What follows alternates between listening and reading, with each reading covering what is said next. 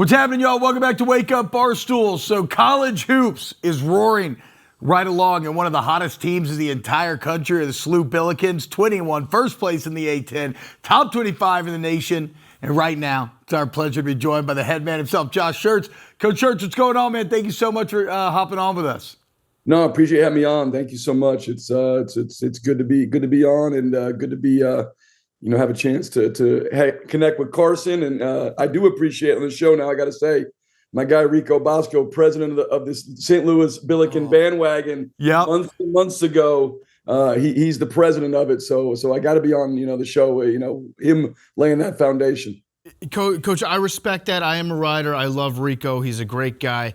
Do you know how many different teams he roots for, though? Like, are you aware that you are his side piece? I did not know I was a side piece. I just knew that a couple months ago I saw that he was on with the Bilikens gear, talking about the Bilikens. He was one of the first ones, kind of president of the bandwagon, and he pulled it on. So, but I didn't know there was a lot of these teams. So he was wearing Washington Huskies gear yesterday. No, Coach, don't let them know. Stop. Don't let them do this. Rico loves you. If your equipment guys did not send him a sweatsuit, he'd be the #1 St. Louis hater. Just so you're aware. Yeah, well, they made the right choice on that one.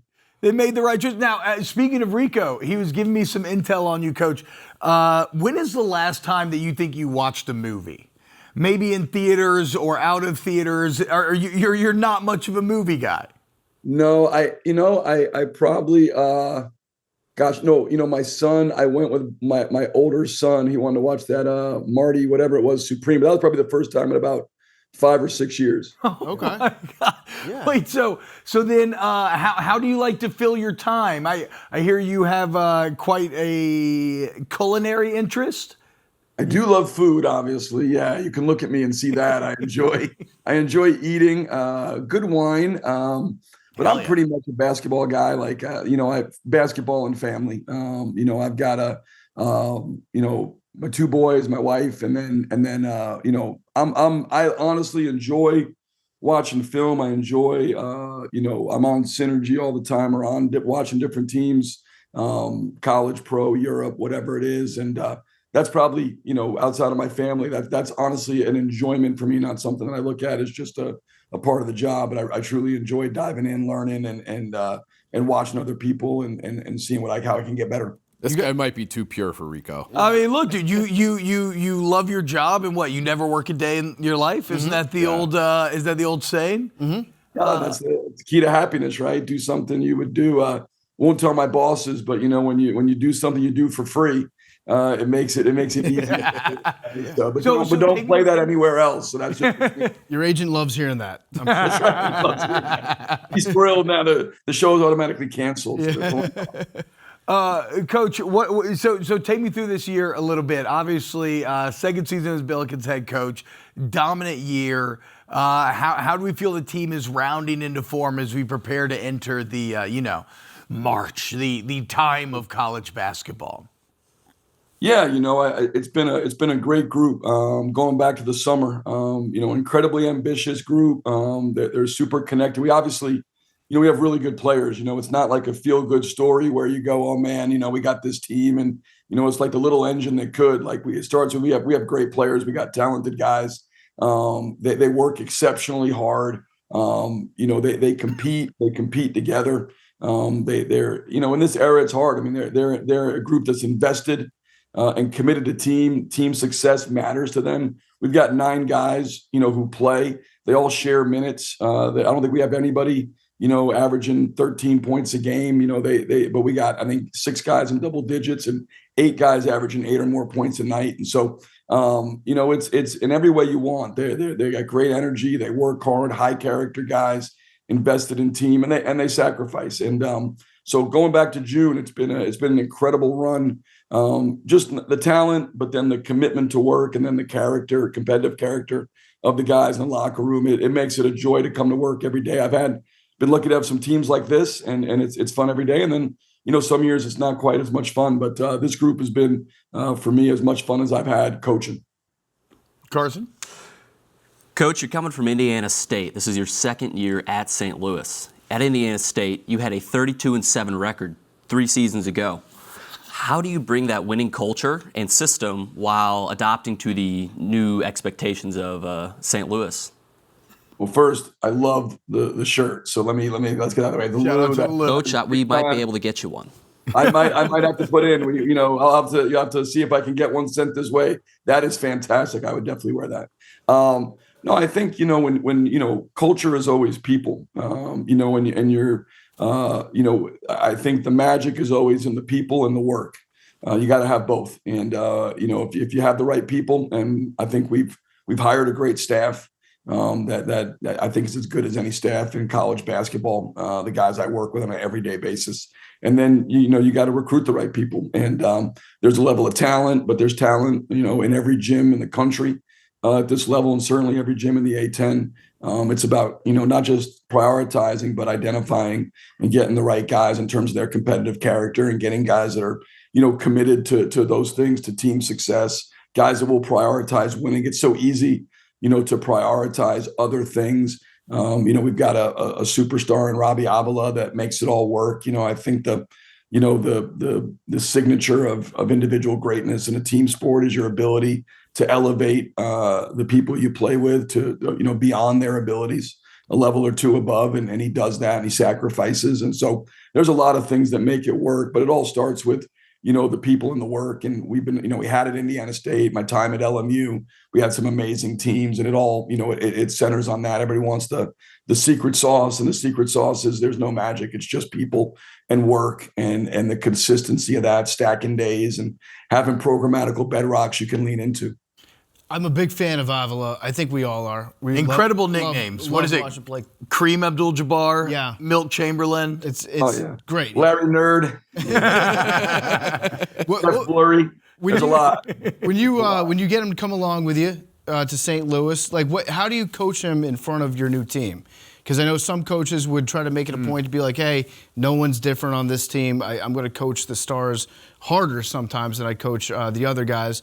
And then some coaches would take it a different direction, be like, yeah, this guy he's obviously the focus that we have right now as an offense, so we're going to treat him a little bit differently. How do you manage that coming to a new school and trying to establish that new culture? Yeah, I think your best player or best players set the tone for everything in your organization, right? Rob is a guy that, talk about a guy that cares about winning, that I think he brings the vision for, what we want to be as a program, what we want to be culturally, how we want to play to the locker room, to the court. He expedited the buy-in of everybody else at St. Louis because he's so bought into our culture, the way we operate, the way we do things. Even this year, he's gone from playing 35 minutes a game last year to 25 minutes a game this year, and hasn't complained a single second. And he's playing, his numbers are down, but his efficiency levels are sky high. And so, I've coached Rob hard. I mean, he can take it. He wants to be coached. He wants to be pushed. He wants to get better. He's got a great humility about him. He's an unbelievably, the best players I've been around in college basketball are secure players. They're not keeping score. They're secure in who they are. They want to be coached. They want to be pushed. They're not scared to be challenged. They have the most responsibility. With the most responsibility, I think, comes the most demands. And, I'm able to coach him hard, but he has a great way. He's got such a, self-effacing, way about him. He takes basketball incredibly seriously, but doesn't take himself too seriously. So you can joke with him, laugh. I think he creates a joy and a humor in the locker room on a day-to-day basis. And then he's got such a calm endurance. He never gets too high, never gets too low. That's why, he just showed that shot against GW on Tuesday. That guy's as clutch as any player, you could ever have. And it goes back to, he's got this calm endurance. He never gets too high, never gets too low. It takes what he does seriously, doesn't take himself too seriously, which allows you to have a lot of fun. And he sets the tone for, everything that happens. And so we coach him hard, but we laugh a lot. And he has sacrificed, and everybody else falls in line with the way that he does things for us. Josh, obviously you've got things rolling at St. Louis. The program's doing great. I'm sure you love St. Charles or Weldon Spring or wherever you live. I know you don't want to upset the apple cart. But I've spent some time in St. Louis, and I've eaten a lot of Emo's Pizza. And as I've come to grow as an adult, I know you don't want to upset anybody in town, but it's not good, right? Like you don't. I would say this: Emo's Pizza is something that if you're a native St. Louis and they love it, I think if you were not born here, I don't know anybody that loves it. I think that's fair. I will say that, like, people that are born here, they absolutely think it's the greatest pizza of all time. And, you know, I was born in New York, so I'm used to New York style. There's a great pizza place here close to where I live that I frequent. But no, Emo's Pizza was a one and done for me. But I'm not from here. So, you know, but if you're from St. Louis, you think it's the greatest thing ever. So tip of the cap, and I will just have to agree to disagree. They do love it. On Emo's. Do you have okay? So then, what is your favorite St. Louis culinary quirk or endeavor that you've discovered so far? Gosh, you know, it's got such incredible Italian food. There's a place there's an area in town called The Hill, and it's just got these iconic Italian restaurants. And, and so there's this cluster of amazing Italian restaurants here in town, but you got everything. It's really a good foodie town. I'm a big sushi guy. They've got some good sushi spots here in St. Louis. But the Italian piece is just, I don't know that there's, it's second to none. I mean, the Hill area, and then there's a place by, about 15 minutes from my house called Paul Mano's. That's outstanding. But Charlie Gito's is somewhere that everybody, really in St. Louis knows, super famous. But you could go in the Hill and there's probably 20 Italian restaurants, and they're all elite level. And it's all in that little section of St. Louis. I'm going to call you Coach. I'm not like Big T. I'm not going to disrespect you by just jumping. Oh, in J school, listen, I know you didn't go to J school. Josh was crazy. He's a man with a name. You call him by his name. He's not my coach. Okay, well, I'm going to respect the office. Unless you want to be Big T, this is the winningest active coach in college basketball over a 10-year period in the entire country. Coach Josh, what would you like me to call you? Josh is fine, man. I want to respect. I don't think my players call me Coach, so it's good. It's all good. I want to respect him as a man. That's a test, Big T. I'm going to call it Coach. I respect the office of Coach. Coach, you got the basketball coach voice going on right now, which I love. You're probably not going to be able to speak with your full voice until probably I would imagine like April is when it starts to recover. Do you have a voice regimen? Do you drink hot water, honey? Do you take care of your voice at all, or is it just like you can pencil it in from November until early April? Your voice is going to be gone. I probably should get something to do that. My wife is always on me about my voice and how it sounds in season. So maybe I need to get on, like, who is it? Like Mariah Carey has some sort of great regimen. Yeah. Maybe I gotta maybe Google that, see what she does. That's actually a good idea. I hadn't even thought of it, but maybe get on that Mariah Carey regimen and see what I can get going. It might help. But again, I think you have the perfect college basketball voice. You right trust now. him. Yeah. When you hear that, you trust him immediately. That's a guy that knows ball. Yeah. Maybe I just leave it as is. If I'm gaining trust and improving my credibility, then I'll just keep the voice cracking. Coach, as I kind of referenced there, winningest active coach in all of college basketball in a 10-year period, absolutely dominated in your 13 years with the Rail Splitters, and now you're climbing. Here you sit on the verge of an NCAA tournament.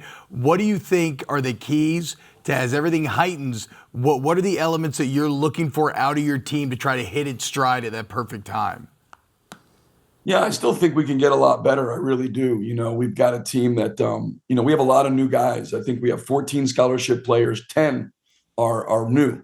So a lot of these guys are in their first year in the system, first year together. I think there's still a lot of room for growth individually, collectively. We can be better relative to, we talk about the possession game. I think in modern basketball, what wins, I would have said, 3-4 years ago, it's all shot quality, what your shot profile is. And that's still, really important. But I would say what trumps shot quality in the modern era is probably shot quantity and making sure you get more of your shots than your opponent. And so we got to be better in the shot quantity piece. I think there's, the 4 factors that go into that, from, taking care of the ball to forcing turnovers to your offensive and defensive rebounding numbers.